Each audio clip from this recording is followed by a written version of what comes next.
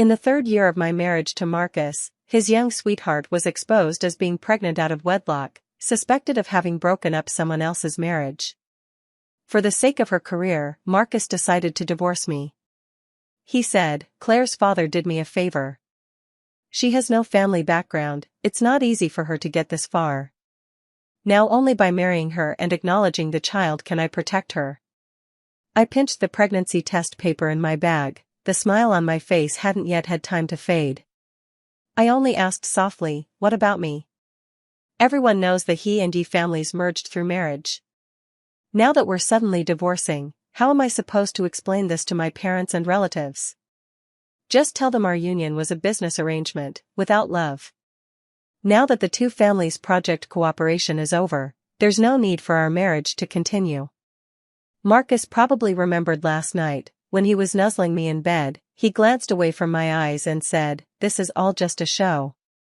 Once the media frenzy dies down, I'll go to the Yi family to fetch you, and give you a grand wedding again." I laughed. For 3 years now, I have been cast aside over and over. And now, even my marriage is being used to further her career.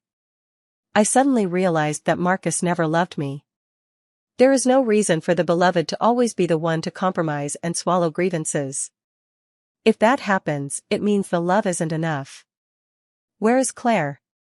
I want to see her. My marriage to Marcus began with her, and it ended with her. The absurd thing was that she ran through my entire married life, yet I had never seen her. Claire is being cyberbullied by the media now, she doesn't dare to come out. Marcus's voice was low, he paused, "Besides, she's simple by nature, and now she's pregnant, it's not appropriate for her to meet you." I looked up, noticing the obvious protective look on Marcus's face. Was he worried I would bully his little childhood friend? 3 years of marriage, and in the end this was the verdict I got from him. But I wasn't willing to accept it. Divorce is fine, but let Claire talk to me. Evelyn, I've said it, the divorce is only temporary, and I promised I'd come get you back once things settle down. Claire isn't like you, you have the Yi family backing you, she only has me. Marcus's tone had once held some apology, now it was all reproach. I stared at him in surprise. So if I didn't agree to the divorce, I'd be the unreasonable one? Marcus realized his tone was off and stepped closer, reaching to touch my face. I shifted my feet and avoided his hand. Whenever he ignored me or treated me poorly because of Claire, he would lower himself to win me back. And I always forgave him, it was because I forgave him so easily that it kept happening again and again. He awkwardly withdrew his hand and offered a pale explanation. "Evelyn, Claire's father did me a favor. Before he died I promised I would take good care of her. Just do this for me, okay?" I stayed silent for a long moment, until another clear voice rang out. "Evelyn, help me, please. I just want this child to be born openly and without shame." I turned back. Claire stood in the doorway, her pure face showing panic. Marcus had already stepped forward and asked softly, "Why are you here? Didn't the doctor say you need to rest and not move around too much? I've seen you not coming back and not contacting me." I was afraid Evelyn would refuse, so I wanted to come and beg her in person. "Evelyn, the child is innocent. I don't want him to be labeled a bastard from birth. And if he doesn't have a legitimate status, my career in entertainment will be ruined. We're both women, can you really bear that?" True to her profession, she had said only a few words before tears began to stream down. I looked at the crying figure before me and felt not an ounce of sympathy. Where is the child's biological father? If you don't want your child to be illegitimate, why didn't you go to his father, instead of asking someone else's husband for help? It's not that I didn't try, it's that the child's father doesn't want him. Evelyn, I really have no other choice. People online have been digging into my life nonstop. If I don't reveal the child's father soon, I'll keep getting cyberbullied and my career will grind to a halt. You were born into a wealthy family and your parents are alive, no one would dare judge you even if you divorced. I'm different, my parents are long gone, the child's father has abandoned me, and Marcus is the only one I can rely on. She cried with the sort of rain-wet cheeks like pear blossoms, and I felt nothing. Claire probably knew I wouldn't agree easily. After all, this wasn't like before. It wasn't a late-night illness that needed Marcus to take her to the hospital. It wasn't being followed on our anniversary and needing Marcus to accompany her. In the 3 years since our marriage, Marcus has stood me up countless times because of one thing or another of hers. At first I didn't have the standing to stop him, later I was just too lazy to try. No matter how angry I got, how I stormed, Marcus would only say, "I told you before we married, I have a benefactor's daughter. I promised to take care of her. You said you didn't mind when we got married." I was left speechless. I thought repaying a kindness meant giving money, giving resources. I thought taking care meant hiring a nanny, hiring bodyguards. But Marcus's way of caring was to do everything himself. At any time, in any circumstance, Claire would always come first. My first meeting with Marcus began with a classic hero saving a beauty scene. From that moment my feelings took root, but he remembered nothing of it. In my senior year, I was heading up into the mountains to gather material for my graduation project when the car broke down halfway. Cars passed by, one after another, and not a single one dared to stop and help. As the light faded and my phone had no signal, I grew so anxious that tears pricked at my eyes. Then a car in the distance suddenly stopped. When Marcus stepped out of the driver's seat, sunlight poured from behind him. In that instant I felt as if a deity had descended. But Marcus had no idea what was wrong with my car. All he could suggest was to drive me into town to meet my friends. And beyond this mountain area there should be a signal, so he said he'd contact a repair company then. To make me believe him, he gave his name, Marcus, eldest son of the He family conglomerate. I didn't know him personally, but I knew the He group. Judging by his clothes and the car he drove, I figured he wasn't lying. Still, I didn't drop all my guard. I only told him my surname was Yi and that I was a student. On the way I learned he was headed to visit the daughter of the benefactor who was helping on the shoot, worried she might be bullied as a newcomer to the crew. Maybe I'd been on edge too long, or maybe Marcus's voice was just too gentle, but as we talked I actually fell asleep. When I drifted back awake, Marcus was outside the car smoking, his jacket draped over me, and the car had already stopped at the place where my friend and I had agreed to meet. After that we never crossed paths again, and I didn't dare tell my family about it later. But I developed a habit. I began following news about the He group. 6 months later, the He family wanted to expand into City A and proposed a marriage alliance with my family. At that time I was preparing to study abroad, and my parents flatly refused. But I heard from my elder brother that the project's partner was the He family, and I thought it was a match made in heaven. So I gave up my studies and nagged my parents and brother until they agreed to the marriage, on the condition that the He family groom be Marcus. My brother strongly disagreed. First, this project didn't justify a marriage alliance for our family at all. Second, the He family was full of uncles and elder brothers, the competition would be fierce. Third, Marcus's mother died young and he had no background. Even though he had talent and ambition, it was still hard for him to rise. They didn't understand why I was so determined to marry Marcus, but in the end they granted my wish. They thought that with my character, upbringing, and looks, even if it began as an arranged match, it would only be a matter of time before Marcus fell in love with me. I still remember the look on his face at the engagement banquet when he realized who the bride was. The surprise and astonishment in his eyes mingled, and the first words out of his mouth were, "It's you?" I smiled faintly and copied his phrasing, "It's me." Then I added, "Your fiancé." That night the smile never left the corner of his mouth. A good beginning gave me confidence in making our marriage work. After we married there were endless things to talk about every day, and countless shared hobbies. I learned to simmer soups and cook for him. He accompanied me to the comic conventions I loved. In our time together he slowly fell in love with me, and I, because I came to know him, loved him even more. I thought our marriage would be like on TV, a union between wealthy families, love following marriage. In the end, a happy finale would arrive. Until the first time he missed my birthday dinner because of Claire. Then our first anniversary, the promised trip abroad, even accompanying me back to City A for the new year. At first I didn't know, Marcus probably feared I would overthink it and kept it from me. It wasn't until their outing was exposed by the media that anyone knew, but I recognized him from a single silhouette.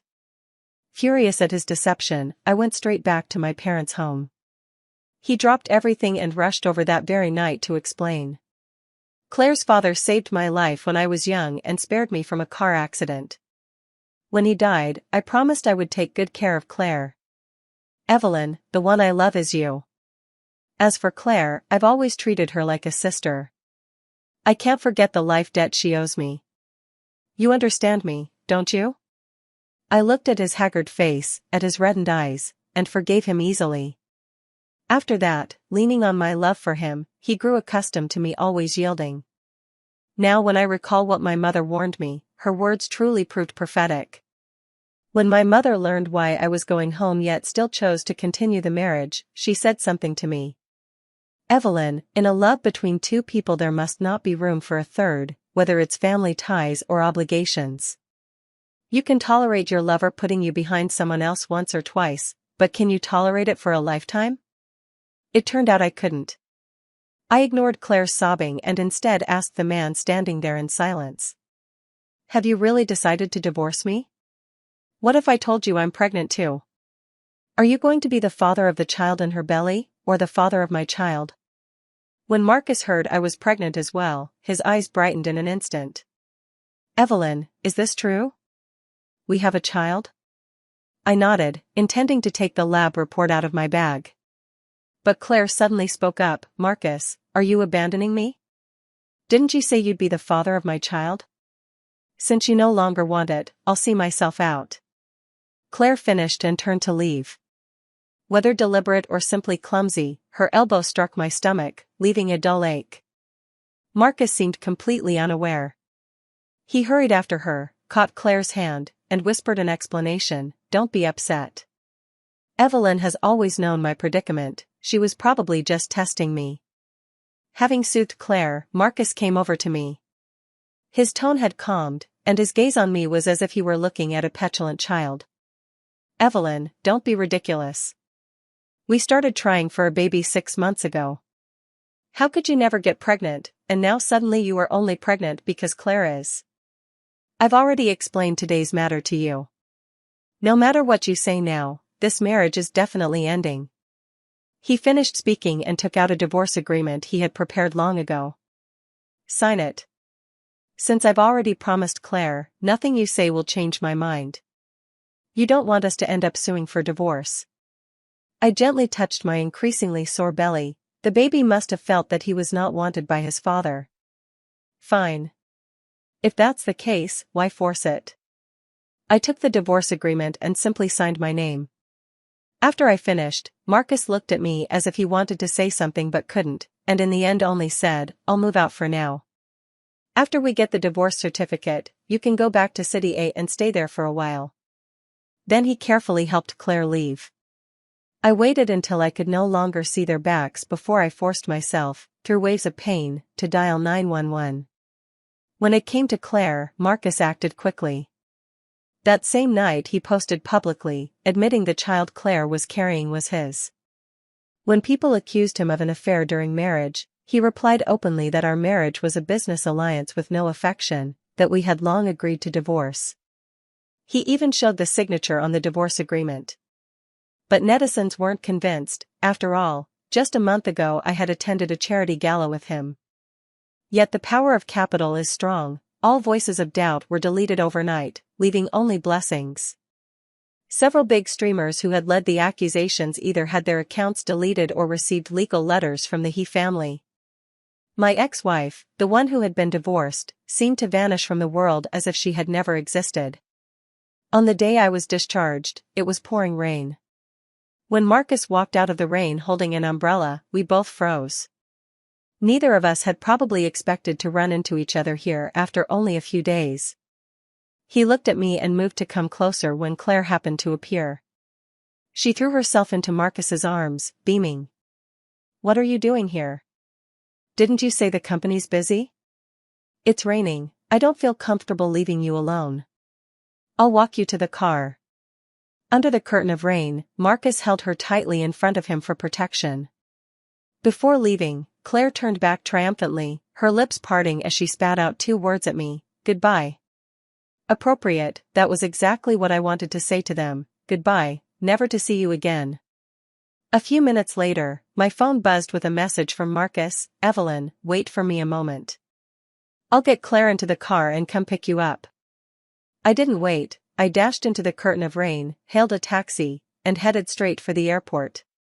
When I stepped out, I saw my brother had come to pick me up himself. He held his phone in his right hand, his left hand reached out and gently ruffled my hair. Just arrived, didn't ask. Sat on the plane for hours, let her go home and rest first, we'll talk later." "Okay, you all stay at home and wait, we'll be back in a bit." My brother hung up the phone, his gaze swept over me, and he raised an eyebrow slightly at the handbag in my hand. "That's all you've got? You're leaving with nothing?" The little pang of guilt I felt toward my family vanished instantly. I rolled my eyes at him. Like that's possible. Marcus would be the one leaving with nothing. Maybe he felt guilty, or maybe in Marcus's mind we were bound to remarry sooner or later, so besides the shares in he Corporation and the apartment we lived in, everything else, movable and immovable property, in the divorce settlement was given to me. As for me, divorce is divorce, there's no real or fake about it. But I wouldn't put on airs and pretend I didn't want what I deserved. After I got home I slept, and at the dinner table I explained the reasons for the divorce in one go. My parents thought Claire was Marcus's true love. My brother was more blunt: "Marcus is such an idiot, he's got someone else in his heart and still comes to mess with you." But they all agreed it was better this way. I'm still young, I can go back to living my life. As for the child who briefly existed and was taken from me, I didn't say anything. I will make sure those who should remember him never forget. After the meal my brother and I had a heart-to-heart. That kid Claire had really isn't Marcus's? I shook my head, though Marcus always chose her without hesitation whenever it was between me and Claire. But the two of them really were innocent. It wasn't that I trusted Marcus so much, it was that I knew Claire. If there had been anything between them, she wouldn't have been playing games to pull Marcus away from me. She would have come forward with proof long ago. That's strange. Claire is a hot young star right now, and she's been revealed to be nearly a month pregnant. The media haven't dug up who the father is? In the end they can only make Marcus look like the fool. Marcus is willing, and the child's biological father is also willing? I'm suddenly a bit interested. I glanced at my brother. I know he's been running E Corporation for years and has his own channels for digging up information. By the way, Mom and Dad asked me to ask you, what are your plans for the future? I haven't decided yet. Maybe I'll continue the studies I had to interrupt. I thought for a moment. After all, if I hadn't married, I'd probably be just graduating now. That's fine. Are you still planning to go to the United States? When will you leave? I'll have someone go over to get the house and things in order. No rush. I'll stay at home for a while and go abroad after I get the divorce certificate. All right, you decide for yourself on those matters. Duties to Mom and Dad are done. Now my sister and I can talk about our personal feelings, my brother said, then came over and ruffled my hair. Have you been feeling bad these past few days? We haven't been by your side. I didn't cry during the divorce, and I didn't cry when I lay alone in the hospital. But now, all of a sudden, I wanted to cry. I didn't dare open my mouth, I was afraid that if I spoke the tears would come first. My brother saw my sorrow. He gently pulled me into his arms. Cry, he said. If you're hurt and wronged, you should let it out. There's no need to be overly strong. Who hasn't met a few scumbags in their life? Loving someone with all your heart isn't wrong, what's wrong is the person who doesn't know how to cherish it.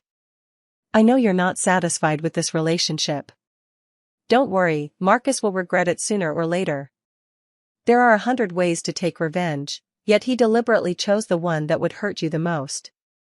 He's taking advantage of your love to act recklessly. He says he can't forget the Jiang family's kindness, But he's forgotten who enabled him these past few years to promote Claire and to protect her today. If it weren't for the support of our Yi family, he'd still be an unloved playboy in the He household. It would have been impossible for him to outfight his uncles and brothers to become the one in charge of He Corporation. People, once they reach a high position, easily forget their roots. Those He uncles and brothers were merely ruined, not killed. I understood what my brother meant, and I trusted his judgment, but I still looked up to remind him, "Brother, wait until after my divorce to make a move. I don't want my divorce settlement to shrink too much." My brother laughed when he heard that, tapped my forehead with his finger. "Got it. As long as you don't defend them, even if your share gets smaller, your brother will make it up to you later." I immediately covered my forehead and pretended to be angry as I walked away. How could I possibly protect them? Take the chance to bully me then. I'm going to bed, I'm not talking to you. What I really wanted to say to my brother was this: I am not resentful, it's just that this ending does not befit the determination I once had. The days at home passed quickly. I deliberately blocked out all news related to Marcus. I set about preparing to go abroad. A week before picking up the divorce certificate, Marcus sent me a message, "Where are you?" I pretended not to see it. After a while, another came, "Don't forget the time to go to the Civil Affairs Bureau." I still didn't reply to him. Between us there had been nothing to say since the day he turned away with Claire. Now silence was the best answer I could give him. Because of an important document, Marcus returned to the villa for a visit. The house was empty, and somehow he felt a little unsettled. Evelyn had gone far away to marry in the capital. She had no family or friends here. Since the first time she had gone to the Yi family to explain about Claire herself. No matter how angry she got, she never left the house in a huff. So Marcus never worried, he knew Evelyn loved him and would always be waiting for him at home. Marcus comforted himself that she had simply stepped out and intended to wait for her for a bit. He took out his phone and sent Evelyn a message, but then received a call from Claire. "Marcus, where did you go?" "I went back to the villa." "What's up?" "I made soup and brought it over." "There's no one at your place, I couldn't get in." "It's so cold out here, when will you be back?" Claire's voice came through the receiver, a little urgent. Outside the sky was growing dark, the night falling low. Marcus knew he should refuse, but hearing the soft, gentle way she told him how hard she'd worked on the soup, he finally relented. Evelyn still hadn't replied, and their last conversation was the one about running into each other at the hospital. That day when Marcus was about to leave, Claire said there were paparazzi near the hospital and held him back. Marcus stared at the chat log and frowned slightly, so he didn't go back that day and didn't notify Evelyn. So much time had passed that he didn't know how to explain it again. Evelyn was a bit absent-minded in life and forgetful, she had probably long since forgotten. Worried she might even forget the date to pick up the divorce certificate, he hurried back while sending another message. "Don't forget the time to go to the Civil Affairs office." Sitting in the car, he skimmed through the chat history between the two of them. Before he asked for a divorce, Evelyn would send him many messages every day. She shared the little bits of life, she was sentimental, and sometimes a single pretty wildflower by the roadside would make her feel happy. And he enjoyed being the one she confided in. Through those messages he could feel her love. "It's okay, wait a little longer, once they remarried their relationship would recover." Marcus put his phone down and comforted himself inwardly. But he had forgotten that a heart that's been thoroughly wounded will not heal back to what it was. Once disappointment piles up enough, a person will leave. The day we collected the divorce certificate was a good day. Sunlight pierced the clouds and warmed my skin. Everything went smoothly. I entrusted the lawyer with the settlement of all assets. As for the things in the villa, they were to be sorted by my private organizer. My only request to them was that everything Marcus had given me, whether jewelry or real estate, be sold, converted into cash, and wired into my account. I packed the divorce certificate, looked up to say goodbye to Marcus, then turned and walked away. He followed, reaching to take my hand, but his hand stalled in midair. "Evelyn, let's talk. I didn't mean to miss you at the hospital entrance last time." There were reporters. I didn't think it was appropriate for us to be too close. Are you still angry? I haven't been in touch much lately because Claire has been very emotional during her pregnancy. Coupled with some rumors online, she's been a bit depressed, becoming extremely dependent on me and afraid that if I go back to you she'll be abandoned. I've been exhausted too lately, work, Claire's situation. I really haven't been able to manage everything. You understand me, right? I was relieved that my heart had long since been shattered and I didn't hold any expectations of him. But that didn't mean I wouldn't be disappointed. So what?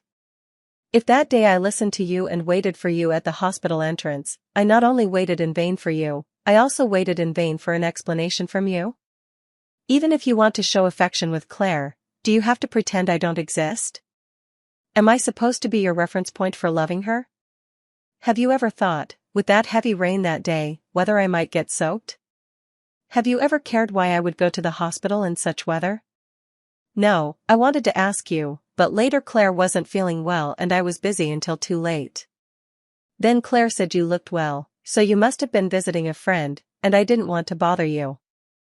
I shook my head and cut him off. Marcus, explanations are unnecessary anymore, it's over between us. It's not over. Evelyn, you promised me, we were only going to have a paper divorce. You go back to City A for a while after Claire's baby is born. No, wait a few months until the public pressure dies down, and I'll come get you. He tried to persuade me, saying he truly loved me and that the divorce was something he was forced into. But I didn't want to hear it anymore. Marcus, the divorce certificate is real, and so is my heartbreak. Do you know why I stopped contacting you? Because for me, divorce means divorce, there's no such thing as true or false. I hope that after today, we part ways cleanly and each find our own happiness. Everything that needed to be said had been said. I looked at my phone, it was almost time to go to the airport. But Marcus seemed as if he had been deeply struck. Before, between Claire and me, he repeatedly chose to abandon me for what he called repayment, and I forgave him each time. I gave him the illusion that I would always forgive. He kept waiting. His eyes instantly filled with moisture, his lips went pale. Ignoring my resistance, he pressed me into his arms. Evelyn, do you not want me anymore? You would never. You said you would understand me. You know perfectly well I don't love Claire, it's you I love, right? Are you that bothered about the divorce? Fine, then we won't divorce. We'll remarry. But, Marcus, when I first refused you didn't say it like that, you said it was the best option. So you could have done it another way, sacrificing me was simply the easiest. I stepped past his shoulder and watched Claire approaching in the distance. She wore sunglasses and a mask, and even at 4 months pregnant she still had on high heels. Her rosy complexion showed she had been well cared for these past months. She came up to us, stood behind Marcus, and gently tugged his sleeve. I met her wary gaze, gave a careless smile, and struggled to push Marcus aside. The woman you're going to marry has arrived, I told him. Then I looked up into his eyes and, seriously, said, Marcus, in all the time we've known each other I've never asked you for anything. Now I want you to promise me one thing. You say it, he replied, his voice trembling. After today, we will never speak again. Hearing my demand, Marcus looked utterly shocked. He hadn't expected me to be so resolute. But I didn't say the condition with any expectation of his response. The world is vast, and I'm not a girl without family or background, avoiding one person is far too easy. I turned and left with an air of nonchalance. The sun was just right, the breeze gentle. Marcus had always assumed that after the divorce I'd return to the Yi family, waiting for him to come take me back. What he didn't know was that at this moment my parents and brothers were busy plotting how to give him a hard time. I certainly wasn't going back to bother them. My phone rang just as I was about to board. Brother? It's already taken care of. The remaining lawyer is handling the handover. Do whatever you need to. He has nothing to do with me anymore. I'm about to board, when I arrive I'll change my number and then I'll get in touch. I know. Oh, and if Marcus contacts you, tell him I left something for him in the villa safe. All right, brother, goodbye. After arriving in the United States, my brother had already taken care of all the arrangements for my life. But I had been away from school for a long time. Now I not only had to study my major, I also had to learn to get used to a different language environment. People who study art mostly have their own inner worlds. They don't demand that others understand them, nor do they pry too much into others. Here people only look at your grades and your personality. They don't look at your status, nor care about your past. It's a good place for forgetting. So when my brother sent me several news links, I was momentarily at a loss. Popular young actress with a flat belly, suspected miscarriage used to climb the social ladder with a fake pregnancy, now her mansion dream shattered. I couldn't be bothered to open them and just called him. Well? Is it juicy or not? My brother's voice came through the receiver, lightly amused.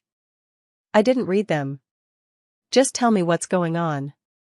I wanted to check who the father of Claire's baby was, but it turned out she wasn't pregnant at all. I suppose Marcus suspected something too. After all, it's been 5 months, her belly couldn't still be that flat. The play has to be convincing.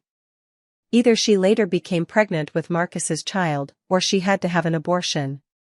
Marcus didn't give her the first option, and I didn't give her the second. My brother's tone was smug, like a child. I could understand him. When we were little I clung to him the most and did everything he said. The first time he kept talking, I married Marcus. The first time he rebelled was when he forgave Marcus despite knowing about Claire's existence. So he had never liked Marcus. Normally in that situation, most people would try to curry favor with their brother-in-law, but Marcus simply didn't like him either. Neither of them yielded, and they remained at odds for years. But dislike is one thing. Marcus was able to take the CEO position at the He family among all the uncles and cousins largely because of my brother's efforts. All my brother wanted was to gain a little more weight in Marcus's eyes on my behalf. After all, a life saved is a debt, and assistance is a debt too. So my brother contacted the media to expose her fake pregnancy.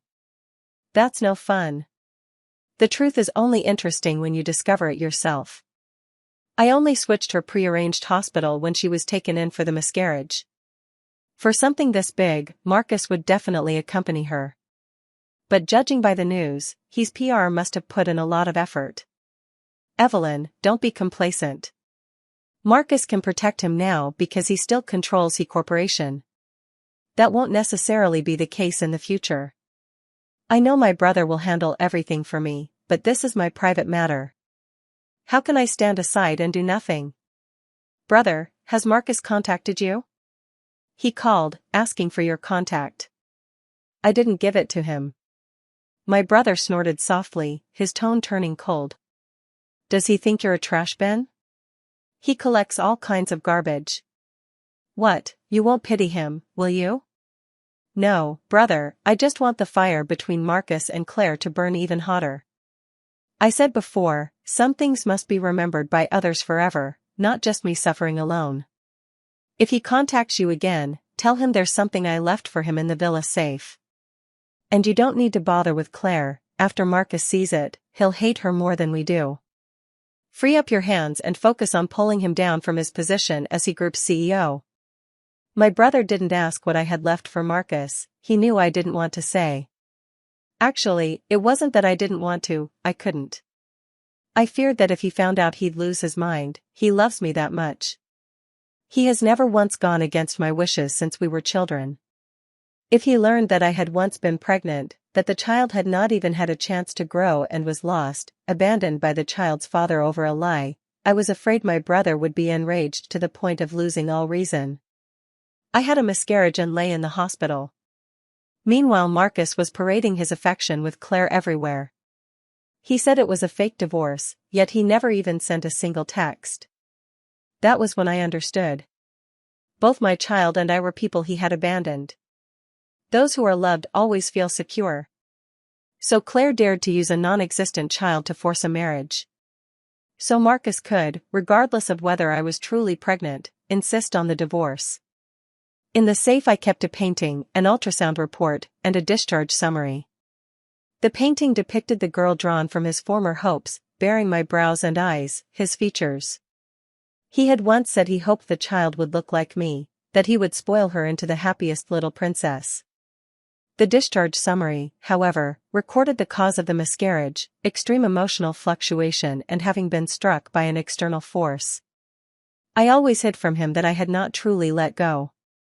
But I was waiting for the right moment. Waiting until he felt the most guilt toward me. Until he most regretted what he had done to himself.